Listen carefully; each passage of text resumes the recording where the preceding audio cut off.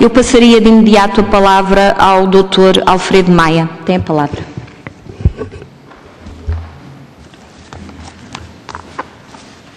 Senhor Presidente da Comissão de Ética, Senhora Moderadora, Senhores Deputados, caros convidados, caros colegas de painel, outros oradores, caros amigos, as primeiras palavras são naturalmente para sublinhar a importância e a atualidade desta conferência. Teria sido preferível em momento anterior à aprovação do programa de Governo, especialmente antes da aprovação do Orçamento de Estado para 2012, permitindo refletir sobre importantes opções contidas no primeiro e sobre as graves decisões que o segundo implica. Apesar de um coro consistente de vozes desaconselhando tal erro e advertindo para as consequências de tais decisões, o Governo e a maioria parlamentar tencionam amputar seriamente os serviços públicos de rádio e televisão e alienar a participação do Estado na agência noticiosa portuguesa.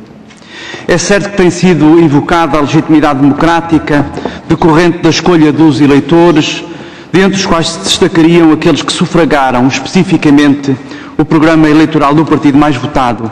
o único, aliás, a propor aos cidadãos o que só pode ser entendido como uma operação de desmantelamento dos serviços públicos de comunicação social. Mesmo admitindo a hipótese, muito pouco provável, de que todos os cidadãos eleitores que fizeram essa escolha leram integralmente o programa submetido a sufrágio e concordam especificamente com a concreta intenção de alienar pelo menos parte da RTP e a parte do Estado na agência Lusa, há que ponderar sobre a legitimidade invocada para fazer valer em definitivo essa opção. Em primeiro lugar, porque a democraticidade das escolhas e das decisões não se esgota nem cessa no momento do escrutínio popular, assim como o processo democrático não fica confinado na antecâmara eleitoral do sistema.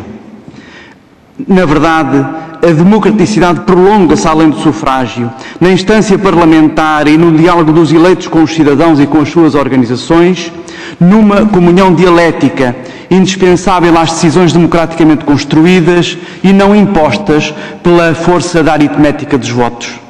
Em segundo lugar, porque em democracia há aquisições que já não estão sequer disponíveis.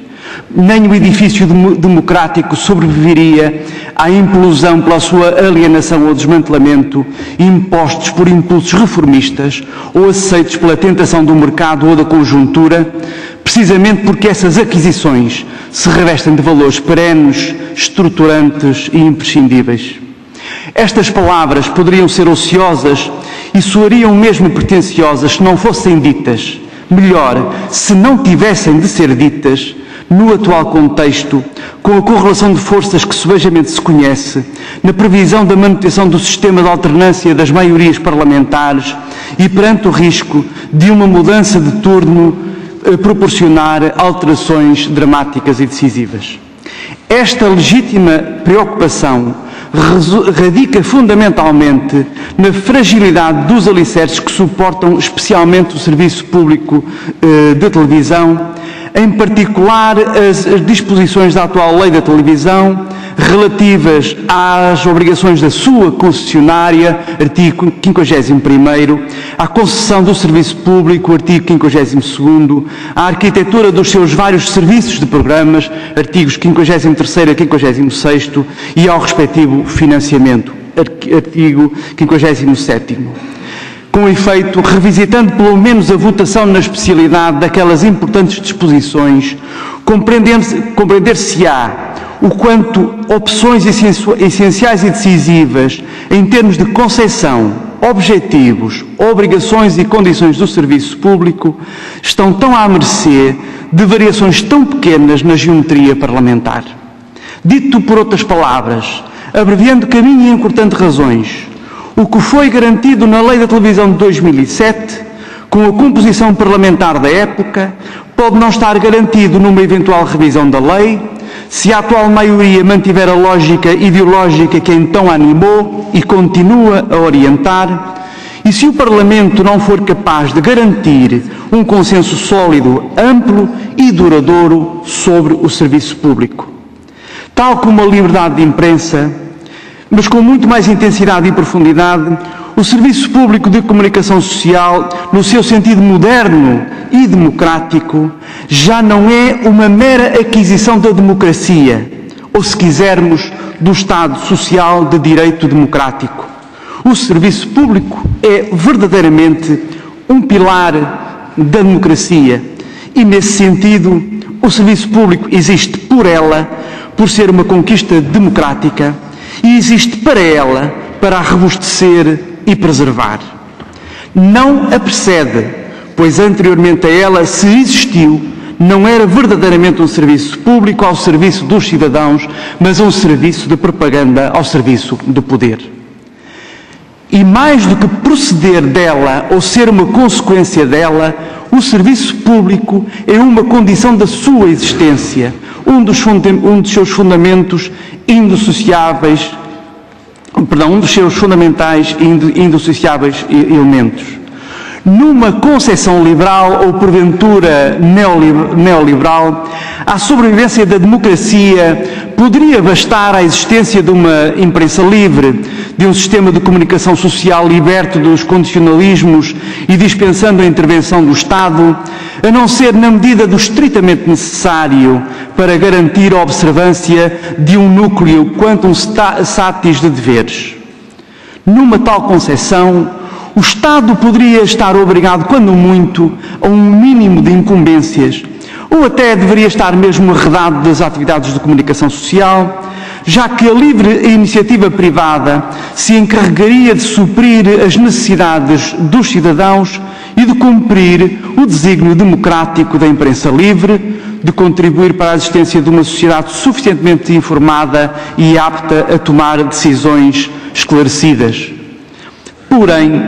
tal como na longura dos séculos, a natureza da propriedade e a ilegitimidade do privilégio do controlo da informação e da cultura pela Igreja e pela Coroa constituíram obstáculos à emancipação, nomeadamente da burguesia, enfim proporcionada pelos revolucionários caracteres móveis de Gutenberg e depois decisivamente acelerada pela imprensa da era industrial, também agora se pode resvalar perigosamente na tentação de dispensar as obrigações do Estado, na ilusão da suficiência da iniciativa privada, de tão implantada e tão diversificada que aparenta ser. Na atual ordem democrática, os setores público e privado da comunicação social complementam-se e não pode ser dispensado nenhum nem outro. Não é por acaso que a Constituição da República consagra, desde a sua redação original, o princípio do pluralismo da comunicação social, princípio este tão vivamente discutido na revisão de 1989, que permitiu a abertura da atividade de televisão à iniciativa privada, ao mesmo tempo que afirmava o serviço público como reduto garantido do pluralismo, da isenção e da independência, aliás, escrutinado por uma autoridade pública, de acordo também com um comando constitucional. Sendo livre, a iniciativa privada pode livremente escolher as suas orientações, assumindo o ónus também económico das suas opções.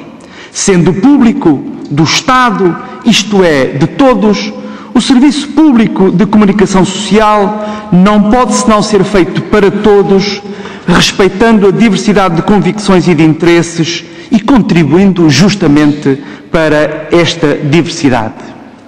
As leis da rádio e da televisão em vigor estabelecem, aliás, uma óbvia distinção entre os fins dessas atividades, comuns a todos os operadores,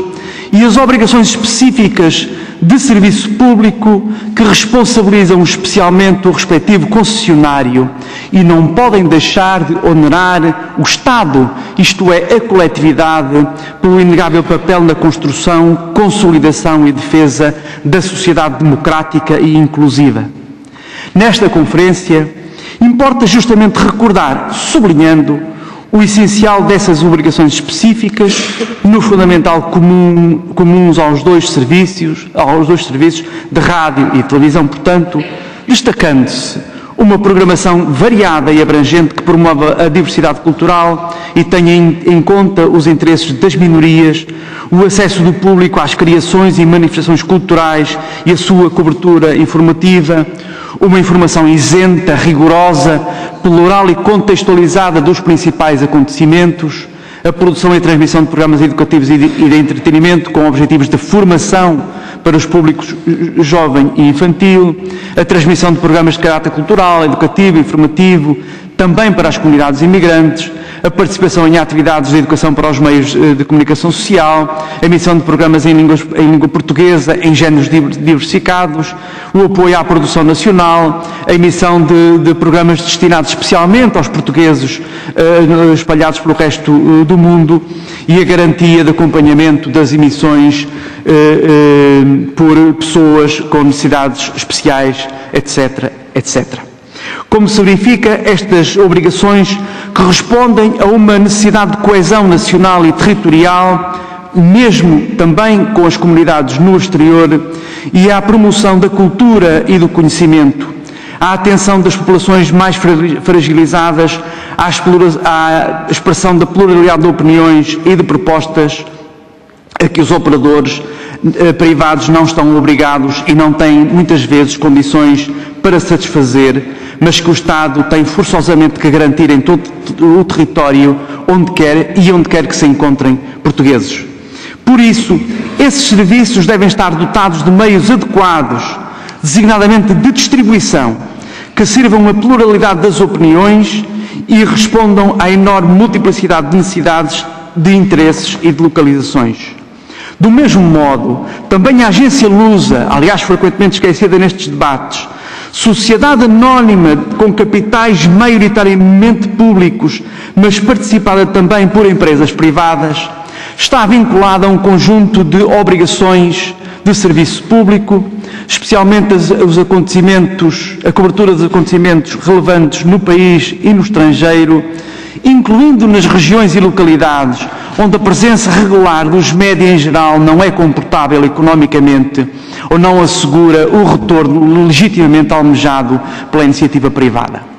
Por outro lado, as condições de fornecimento do seu serviço, especialmente às empresas de âmbito regional,